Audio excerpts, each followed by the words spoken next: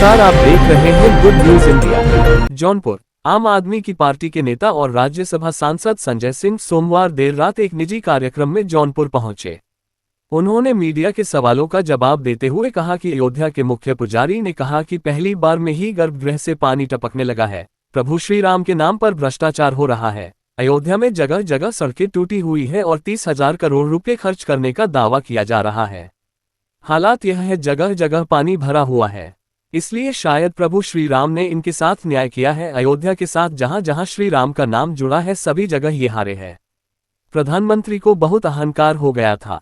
उन्होंने तो कहा था कि जो राम को लाए हैं हम उनको लाएंगे, यानी अब बेटा कहेगा कि बाबू हम आपको लाए हैं। संसद में हम लोगों को बोलने नहीं दिया जाता है। हमारे पास भी बहुत सवाल है। पिछले 1 साल से मणिपुर जल रहा है, उस पर प्रधानमंत्री जी को वहां जाने की फुर्सत नहीं है। लोग अभी भी रिलीफ कैंप में रह रहे हैं। वहां कारगिल योद्धा की पत्नी को निर्वस्त्र कर घुमाया गया। मैंने सदन में यह मुद्दा उठाया तो मुझे 11 महीने तक सस्पेंड कर दिया गया। 22 जुलाई से सदन फिर से शुरू हो।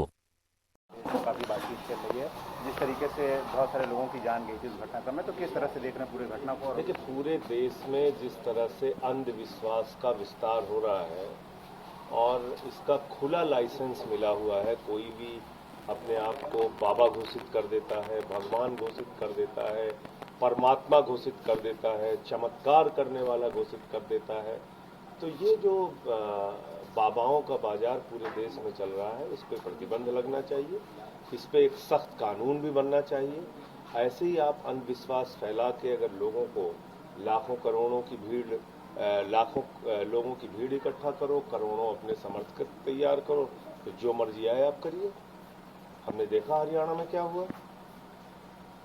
एक ऐसा व्यक्ति जो जेल में है, जब चाहता है पेरोल में बाहर आ जाता है, पूरी की पूरी सरकार उसके सामने नतमस्तक है। यही हाल इस बाबा का है। तो अब लोगों में भी ऐसा अंधविश्वास भर दिया गया है, उनको इन लोगों में कोई दोष नहीं दिखता।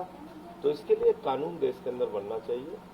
ये धर्म के नाम पे धंधा और बाबाओं का बाजार बहुत बड़ा बन चुका है पूरे हिंदुस्तान में, इस पे रोक लगनी चाहिए। पहली मानसून के बाद कुछ तस्वीरें आई थी, मंदिर की छत टपक रही थी, अयोध्या में सड़कें धंस जा रही थी। इसको तो मैंने देश के सदन में भी बोला। राम मंदिर के मुख्य पुजारी सत्येंद्र दास जी ने कहा कि पहली बारिश में गर्भगृह से पानी टपकने लगा।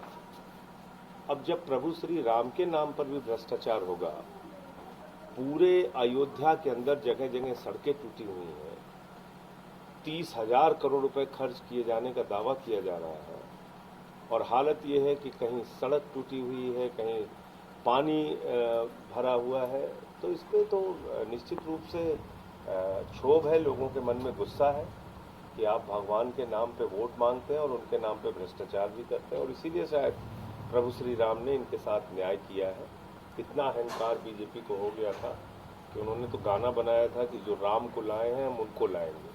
यानी इतना अहंकार प्रधानमंत्री और उनकी पार्टी में हो गया था कि वो प्रभु श्री राम को लाए हैं। तो कल को कोई भी बाप अपने बेटे से कहेगा बापू हम तुमको लेके आए हैं, तो ये तो बिल्कुल गलत है। और मुझे लगता है इसीलिए अयोध्या हारे लोग, सुल्तानपुर हारे, प्रतापगढ़ हारे, कौशाम्बी हारे, प्रयागराज हारे, चित्रकूट हारे, रामपुर हारे, सीतापुर हारे, श्रावस्ती हारे, रामटेक हारे, नासिक हारे। प्रभु श्री राम जहाँ जहाँ से गुजरे वो सब जगहों पे हारेंगे लोग। लगातार ये आरोप लगता रहता है कि माइक बंद कर दी जाती है हाउस में और पार्लियामेंट सेशन के दौरान सांसदों के साथ। अब आप देख रहे हैं कि अगर देश की संसद में लीडर ऑफ अपोजिशन को नहीं बोलने दिया जा रहा है, हम लोगों को बहिष्कार करना पड़ता है, तो संसदीय प्रणाली के अंदर पक्ष भी है विपक्ष भी है। सत्ता पक्ष अपनी बात रखता है, उसके जवाब में विपक्ष अपनी बात रखता है। हम लोगों के मन में भी बहुत सारे मुद्दे हैं। अग्निवीर को लेकर सवाल है, महंगाई को लेकर सवाल है, अयोध्या में हुए भ्रष्टाचार को लेकर सवाल है, बहुत सारे प्रश्न हैं। किसानों को लेकर सवाल है, पहलवानों को लेकर सवाल है।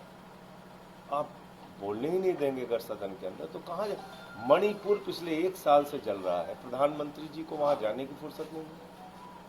लोग अभी भी रिलीफ कैंप के अंदर रह रहे हैं। एक कारगिल योद्धा की पत्नी को निवस्त करके घुमाया गया। मैंने उसका मामला उठाया तो सदन से मुझे 11 महीने तक सस्पेंड रखा गया। तो अभी 22 तारीख से सदन का सत्र फिर से शुरू हो रहा है, उसमें फिर से हम लोग ये सारे मुद्दे उठाने का प्रयास करेंगे, इंडिया गठबंधन के लोग। और इस सरकार को ये समझना चाहिए कि अब इनका अहंकार अगर नहीं खत्म हुआ तो जनता इनको 240 से 24 पे पहुंचा देगी। अभी 240 पे आए, 24 पे भी आ जाएंगे। राजनीति में आप जनता के सेवक हैं, आप मालिक नहीं हैं, आप कोई इस देश के राजा नहीं हैं। लोगों ने चुन के आपको वहां तक पहुंचाया है और जब चाहेंगे आपको नीचे गिरा देंगे। और वैसे भी ये सरकार बैसाखी की है, ज़्यादा दिन चलनी नहीं है। ये सरकार ज़्यादा दिन नहीं चलनी है। निश्चित रूप से मैक्सिमम जो अल्पमत की इनकी सरकार रही है, एक 13 दिन चली, एक 13 महीने चली, ये तो मुझे लगता है 6 महीने भी नहीं चली।